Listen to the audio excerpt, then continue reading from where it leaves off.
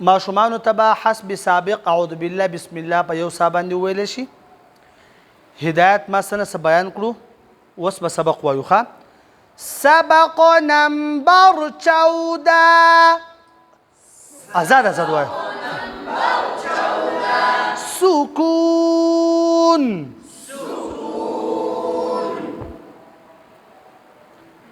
د دې نه مخکې به تاسو توجه کوئ، اهم ترین خبره ده. ماشومانو ته به تاسو داسې ولیکئ، مثال په طور باندې با زبر با، با زیر بی، با پیش بو.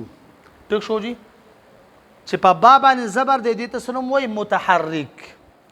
دا پې له پاسه حرکت دی، دا تې لاندې د زیر حرکت دی، دې ته هم متحرک وایي، او دا پې له پاسه د پیش حرکت دی، دې ته هم څه وایي؟ متحرک وایي. ټیک شو جی؟ اوس دقه با به تاسو ولیکئ، با د دقې با بی بونه دی خو به تاسو با ولیکئ. په دې با له پاسه به تاسو سکون ولګوئ او مخکې به ترې حمزه متحرکه ولګوئ.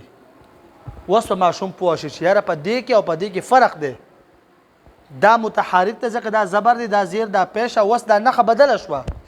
نښه بدله شوه. نښه بدله شوه. اوس وایه دې نښې ته ازاد وایه سکون ویلی شي. بار بار په ماشوم باندې اړول پکار دي. ټیک شو جی؟ په کم حرف باندې حرف په نښه حرف چې سکون وي. ازاد وایه طرز زده کوئ. ښه، چې سکون وي هغه حرف ته ساکن وایي. او په کم حرف چې حرکت وي هغې ته څه نوم وایي؟ متحرک. ساکن حرف یوازې نه ویلی کېږي. طرز کوئ.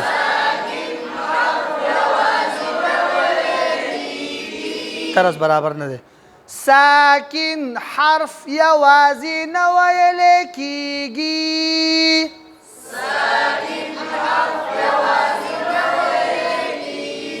خطرفته ګاونډي حرف سره تړلی کېږي.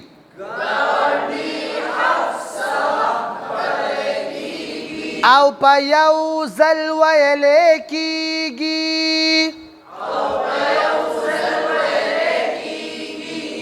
حمزه با زبر د دې جوړ دی.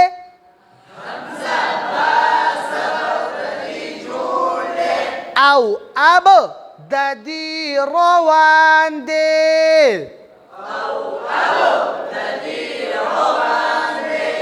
تپوسونه به کې داسې کوو. نښه به وباسو، دې نښې ته څه نوم وایي؟ ماشوم به وایي دې نښې ته سکون.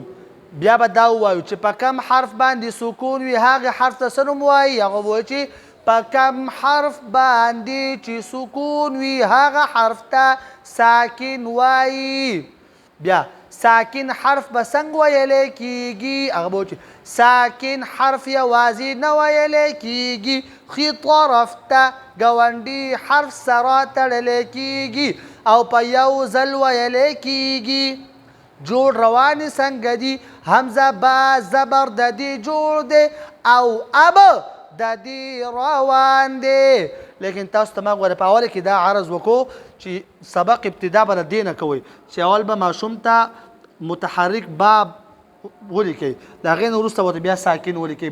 نورو حروف هم پکار دي، خا، دال، میم وغیره، نور څومره چې یو څو چې ماشوم په متحرک حرف او ساکن حرف کې فرق چې کم دی هغه ته ذهن نشین شي. ټیک شو جی؟ او دا خبرې لازمي دي جی.